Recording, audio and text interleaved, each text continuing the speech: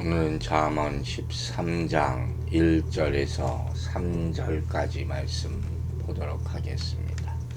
지혜로운 아들은 아비의 훈계를 들으나 거만한 자는 꾸지람을 즐겨 듣지 아니하느니라.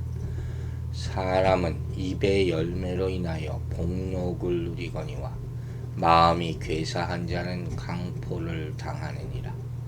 입을 지키는 자는 자기의 생명을 보존하나 입술을 크게 벌리는 자에게는 멸망이 오느니라. 아멘.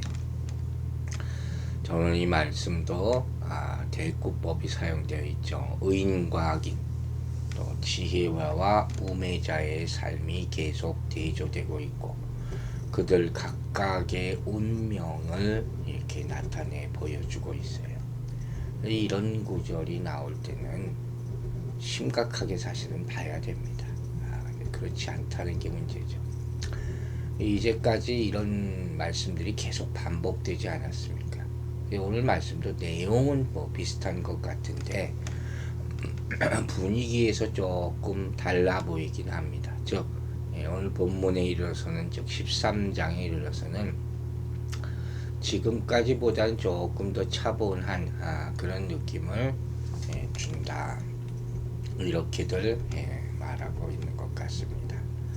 이렇듯 좀 새로워진 분위기에서 앞과 비슷한 내용을 반복하고 있다는 것은 오늘 말씀에서 전하는 이 교훈이 잠언 13장의 교훈을 중요하게 여기고, 또 이를 전하고 싶어하는 솔로몬의 간절한 마음을 반영하는 것이다. 이렇게 우리가 생각할 수 있죠. 비슷한 내용이 반복된다는 것이 꼭 필요하니까 그런 건 아니겠습니까? 특별히 또 여기 언어에 대한 얘기가 또 나오죠. 올바른 언어를 사용하고 올바른 재물관을 갖는 것이 중요하다는 말씀을 하는 거예요. 다른 사람도 아닌 솔로몬이 이와 같은 얘기를 계속하고 있다는 것을 생각하고, 이 말씀이 주는 영적 교훈에 우리 좀 더 귀를 기울여서 우리 자신의 모습을 점검해보는 그런 기회로 삼으시기 바랍니다. 1절을 보면 솔로몬이 말합니다. 지혜로운 아들은 아비의 훈계를 들으나 거만한 자는 꾸지람을 즐겨 듣지 않는다. 우리는 항상 부모의 훈계를 잘 들어야 돼요. 즐겁고 사랑하고 또 감사하는 마음으로 들어야 됩니다. 그러면 꼭 부모의 훈계와 반대로만 나가는 아이들이 있어요. 참 그 이유를 알 수가 없어요. 어떤 애들은 그 유명한 얘기가 다 있잖아요. 가라면 오고 오라면 가고, 완전 반대로 했다. 그런 게 반복되다가 잘못돼서 길거리에 애가 막 뛰어나가는데 차가 오는데 가지 말라고 해서 가서 죽었다. 그런 안타까운 얘기가 다 있어. 뭔가 마음이 좀 삐뚤어져 있는 거죠. 그런데 이걸 오히려 자랑같이 사는 사람들도 있어요. 반항적인 거죠. 소위 말하는 반골기질이라고 말은 그렇게 하지만 사실 그게 좋을 게 하나도 없는 거예요. 그것이 그 반항이 자기의 존재를 드러낸다고 생각하는 그런 어처구니 없는 경우를 말하는 거예요.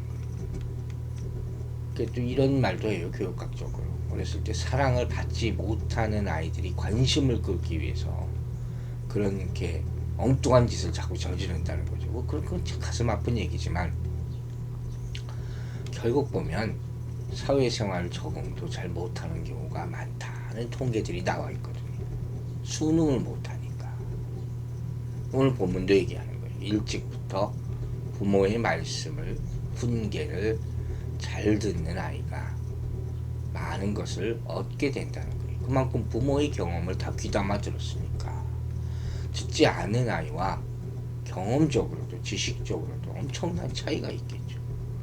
그런 것이 쌓여서 결국 세상에서도 그런 경험을 가지고 있기 때문에 성공할 수 있다는 것이죠.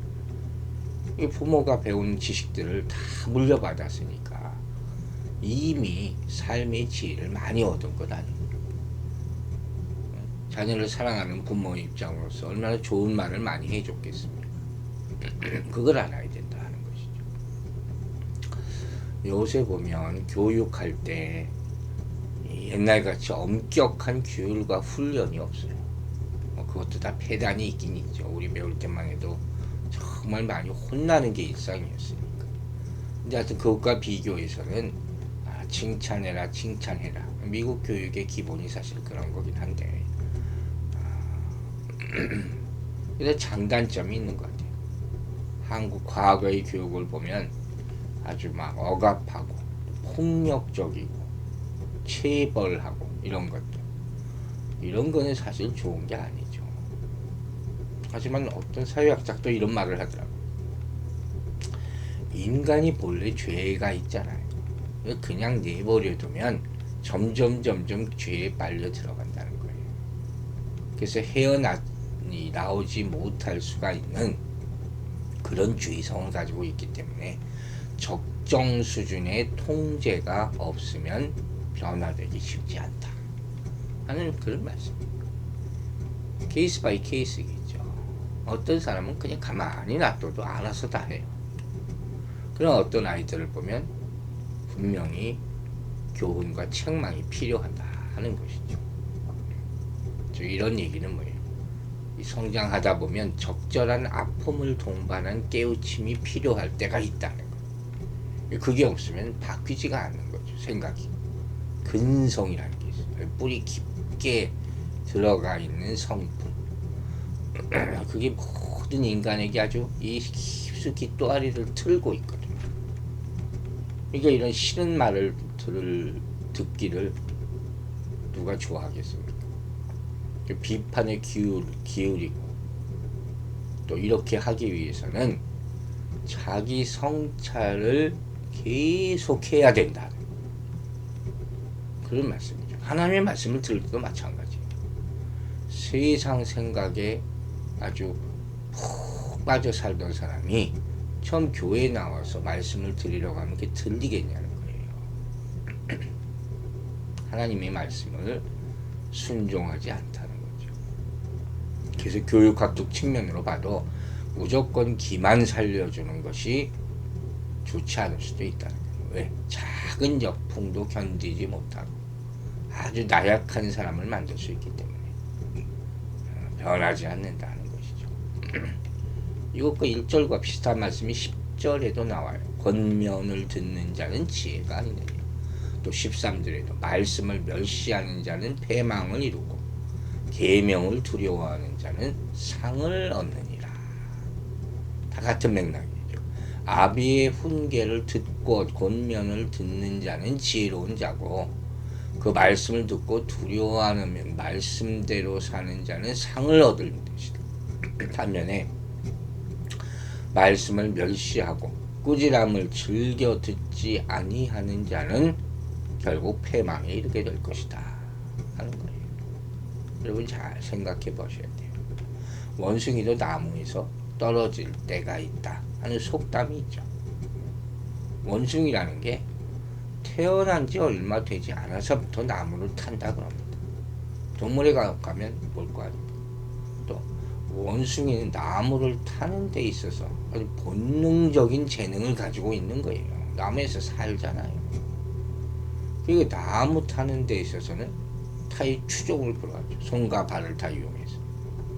하지만 이처럼 나무를 잘 타기로 소문난 원숭이도 때로는 나무에서 떨어질 수가 있다는 거예요. 미끄러질 수가 있다는 거예요. 이 속담은 뭘 의미합니까? 아무리 뛰어난 능력을 가지고 있는 자라 할지라도 자기 전문 분야에서 실수할 수 있다 하는 것을 말해주죠. 또 아무리 완벽해 보이고 빈틈이 없어 보이는 사람일지라도 살아가면서 자기 자신에게 혹은 주변 사람들에게 얼마든지 실수할 수 있다는 것을 가르쳐 주는 거예요. 즉 이 말씀은 우리의 연약함, 우리의 한계, 이걸 보여주는 것이죠. 실수와 허물이 없는 사람이 세상에 어디 있습니까? 그러기에 사람은 항상 다른 사람의 의견을 충분히 듣고 때로 쓴 꾸지람과 책망도 겸허히 받아들일 수가 있어야 하는 것입니다. 평생 이래야 된다는 그런 얘기예요. 그러나 대체적으로 사람들을 보면 그렇지 않잖아요. 이 싫어한다. 기본적으로 자신의 약점을 드러내거나 인정하는 것을 싫어하는 것이 인지상정이에요. 다 그래요. 또 대부분의 사람들이 남들의 꾸지람이나 책망을 받게 되면 힘들어합니다. 경우에 따라서는 진심 어린 충고나 조언을 들어도 불쾌하고 그러한 권면을 한 사람을 오히려 미워해요. 싫어해요. 자기를 위해서 해주는데. 여러분 그러나 생각해 봅시다. 실수와 허물이 없는 인생이 없어요. 저 역시 그래요. 그렇기 때문에 잠언에 이런 말씀이 계속 나오는 거예요. 그냥 잠언을 혼자 읽을 때와 제 말씀을 들을 때 또 다르게 들릴 수 있을 겁니다. 분명히 그럴 거예요. 그래서 권면을 드리는 거예요. 그래서 우리는 오히려 지혜로운 권면과 조언의 가르침이 꼭 필요하다. 혼자 하는 거예요. 성경을 혼자만 읽어가지고 되는 게 아니란 말이에요. 말씀을 들어야지. 더구나 우리를 향하신 하나님의 가르침이라는 것이 얼마나 귀한 생명이 된다 하는 것을 깨달아야 할 것이에요. 따라서 하나님의 말씀으로 훈계를 받는 자와 그렇지 않는 자는 결과적으로 어떻게 돼요? 다른 길을 걷게 된다. 이것이 결론. 이로 인해서 오늘 본문의 말씀은 지혜의 훈계를 듣는 자와 그렇지 않은 자들이 이르게 되는 결과가 판이하게 달라진다는 것을 보여주기 위해서 사실 있는 것이죠. 또한 말씀이 주어지는 그 당시에는 별로 다른 것 같지가 않아요. 하지만 결국은 상반된 인생을 겪게 된다는 거죠. 듣는 자리에는 똑같이 앉아 있는 것 같이 보이니까. 나아가 그래서 이런 말씀을 누군가 우리에게 훈계와 권면의 가르침을 베풀 때는 이를 반드시 겸손한 마음으로 받아들여야 한다 하는 것을, 이게 참 지혜라는 것이죠. 그러므로 여러분은 하나님의 말씀과 그 말씀을 전달하는 좋은 자들의 말을 주의 깊게 경청하는 성도가 되시기 바랍니다. 그 앞에 교만한 마음을 갖지 말고 악한 자세로 대하지 마시기 바랍니다. 도리어 말씀 앞에 겸손히 순종하고 자기 자신을 성찰하는 성도가 되시기 바랍니다. 이것이야말로 참 지혜자의 모습이고 복된 인생을 살아가는 비결이 되는 거예요. 2절과 3절을 보면 이제 사람은 입의 열매로 인하여 복록을 누리나 마음이 괴사한 자는 강포를 당하느니라. 입을 지키는 자는 그 생명을 보존하나 입술을 크게 벌리는 자에게는 멸망이 오느니라. 이 말이에요. 원문을 보니까 2절의 경우 상반절이 이렇게 나와 있어요. 선한 것을 먹는다는 의미. 하반절은 포악함을 먹는다. 그렇게 표현되어 있어요. 즉 사람은 어떤 말을 하느냐에 따라서 결과적으로 그의 상당한 보응을 받게 될 것이다. 이렇게 말하는 거예요. 이런 거죠. 부정적으로 말하는 사람은 그렇게 살게 된다. 긍정적으로 말하는 사람은 긍정적인 삶을 살게 된다. 오늘 내가 마음 먹고 어떤 말을 하고 사는지, 이게 무서운 거죠. 이게 습관이 되는 거예요. 이게 체질이 되는 거예요. 이게 결국 미래에 나타나는 거예요. 여러분, 현재와 관계없는 미래는 없는 겁니다. 그걸 알아야 돼요. 오늘 산 모습이 계속 이어져요. 내일, 모레. 그렇게 오게 되는 거예요. 그래서 신중하게 말하라. 내 운명이 달려있기 때문이다. 명심하시기 바랍니다. 이제 3절에서는 말을 어떻게 하느냐에 따라서 생명을 보존할 수도 있고 멸망으로 나아갈 수도 있다. 그 얘기예요. 우리는 여기서 말이 가지고 있는 참으로 놀라운 능력과 권세를 발견하게 되죠. 즉 말은 우리에게 즐거움과 복과 생명을 가져다 줄 수도 있지만 동시에 포악함과 멸망을 가져다 줄 수도 있다. 그래서 맞죠.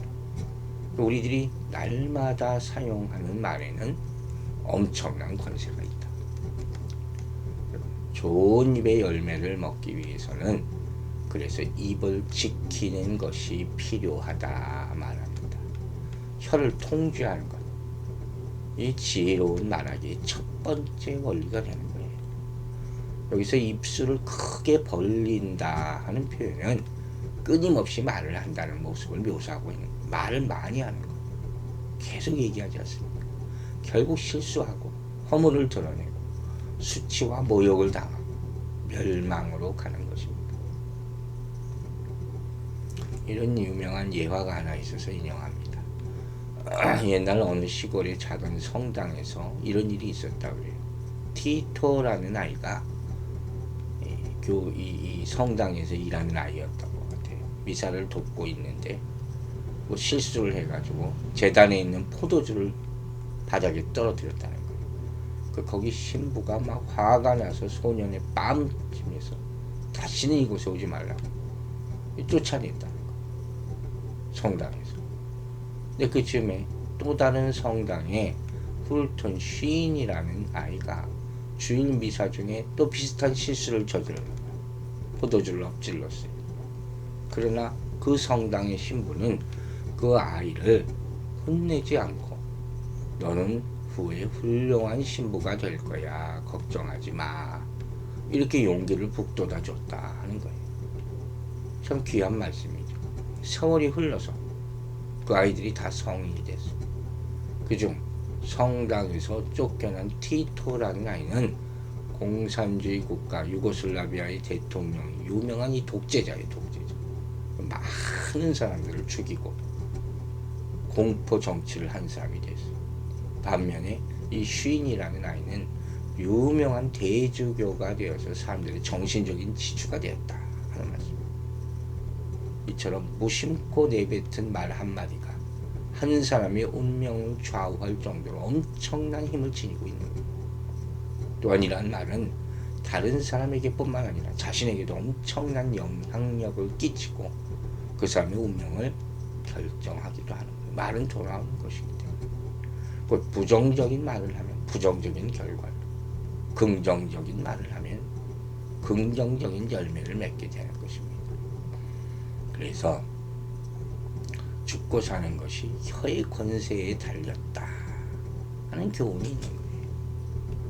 사랑하는 여러분은 지금까지 어떤 말의 씨앗을 뿌리며 살아왔습니까? 생명과 구원의 씨앗, 사랑과 화합의 씨앗, 창조와 번영의 씨앗을 뿌리고 있습니까?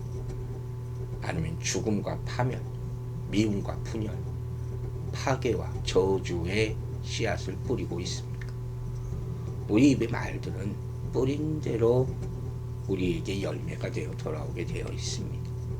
그러므로 우리는 우리의 언어가 말이 복된 열매를 맺을 수 있도록 우리 입술을 제어해야 할 것입니다. 기도하겠습니다. 아버지 하나님, 오늘 아침에도 귀한 말씀 주심을 감사드립니다. 우리의 사고와 우리의 언어가 우리를 살리기도 하고 죽이기도 할 수 있다는 것을 꼭 잊지 말게 하여 주시옵소서. 항상 긍정적인 사고, 긍정적인 영향력을 미치게 하여 주시고 아름다운 말씀, 생명의 말씀을 전하여서 한 사람을 살리는 그런 역할을 우리가 감당하게 도와주시옵소서. 우리 안에 악함의 뿌리가 있다, 악한 근성이 있다는 그 사실을 알 때 우리가 후회하고 반성하고 회개하게 하여 주셔서 다시는 우리 입술에서 악한 말이 나오지 않도록 제어하여 주시옵소서. 성령님께서 도와주시기를 간절히 구하며 예수 그리스도의 이름으로 기도했습니다.